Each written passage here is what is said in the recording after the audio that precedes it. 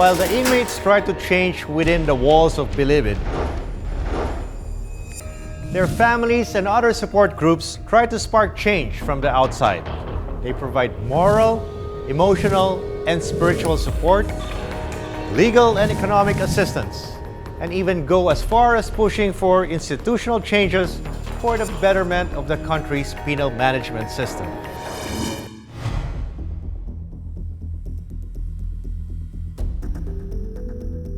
In prison, you are cut off from the rest of the world. You have limited communication, limited activities.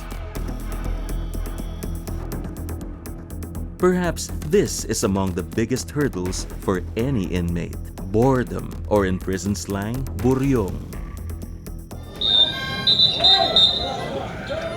But with the help of groups from outside, it becomes less of a struggle. The Prison Outreach Project Philippines Incorporated is one of them. Prison Outreach Project Philippines is one of the RVOs na accredited, which will cater and address the needs of these groups na gustong gumawa ng mga kawang-gawa ng mga activities doon.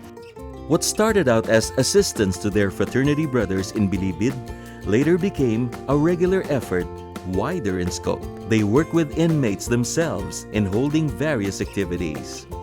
Doon pa lang sa loob, na may mga programa na pagre-reforma, pagre-rehabilitate, di ba? Maunawaan nila, ay, o nga no, pwede pa rin pala ako maging productive paglabas ko. They see the game-changing results firsthand and witness the transformation of Bilibid from a punitive facility to a restorative one that fosters a small, peaceful community. In the spirit of the holidays, Game Changer extended what little help we could. With the help of the Kakusa party list, we were able to set up a small gift-giving and feeding program for the older inmates.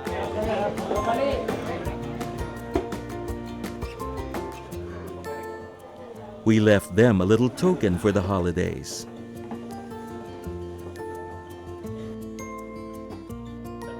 Our visit was short, but the mark it made was one to stay.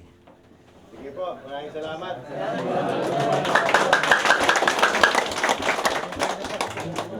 We may have helped them in one way, but they helped us too, to see the world in a different perspective. As the old saying goes, blood is thicker than water. While support groups are of great assistance, families remain to be the anchor of strength for the inmates. In the case of Pastor Mel and his wife, they also draw strength from God in the center of their relationship. Hindi kami always malakas, may disappointments, may discouragements. Kumukuha lang kami ng lakas talaga sa salita ng Diyos, sa mga pangako ng Diyos. They cling to their hope that one day their family will be whole again outside the gates of Bilibid. Regalo mo sa amin is, nandun yung tatay niya sa kanyang graduation, yung pinapangarap ng kanyang anak. Marisa Cabiluna has the same hope for her husband Ariel. Nagdadasal kami na sana makalaya na yung asawa ko para syempre makasama namin dito sa laya. This family setup has its own unique challenges, not the least of which is the stigma of having a convict as head of the family. But for them, the walls can be overcome. Palang araw, makakalaya ka din dyan. Alam ko yun. Lagi lang tayo magdasal na dumating yung araw na yun. While some work on reformation, others want more radical changes in the country's correctional and penal management. Raymond Narag, a former convict, studied criminal justice and is now an advocate for a better penitentiary system. I was put in jail for 6 years, 9 months, and 4 days to be exact at Quezon City Jail for a crime I did not commit. I was able to gain first-hand din yung challenges ng managing a jail.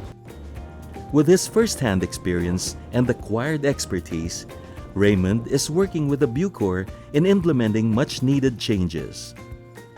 Admittedly, the correctional system is given the least attention. Punishment, rehabilitation, and reformation. Ang advocacy ko is structural. Okay? Kinakailangan muna natin ayusin ang mga kulungan natin. Dagdagan natin ng empleyado, dagdagan natin ang kanilang sahod, i-train natin sila na maayos. Pangalawa, facilities. Magkaroon tayo ng mga matinong kulungan por Diyos por Santo. Bigyan natin ng sapat na pagkain, damit, tulugan, ang mga inmates. Okay? Kasi tao mga ito eh. Yung mga inmates, okay, pag pupunta sila sa kulungan dapat, mayroong tatawag tayong effective classification and effective housing segregation. Punishment in the maximum, rehab in the medium, reintegration in the minimum. These are the three pillars of penal management. Imprisonment is punishment in itself, but while inside, changing for the better is one's choice. Let this season be a reminder that anyone, even the most hardened of hearts, is capable of great change.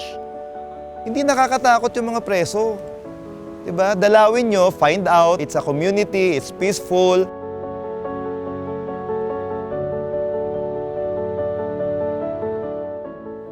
As one of the inmates told us during our visit, you will never know Bilibid until you experience it yourself.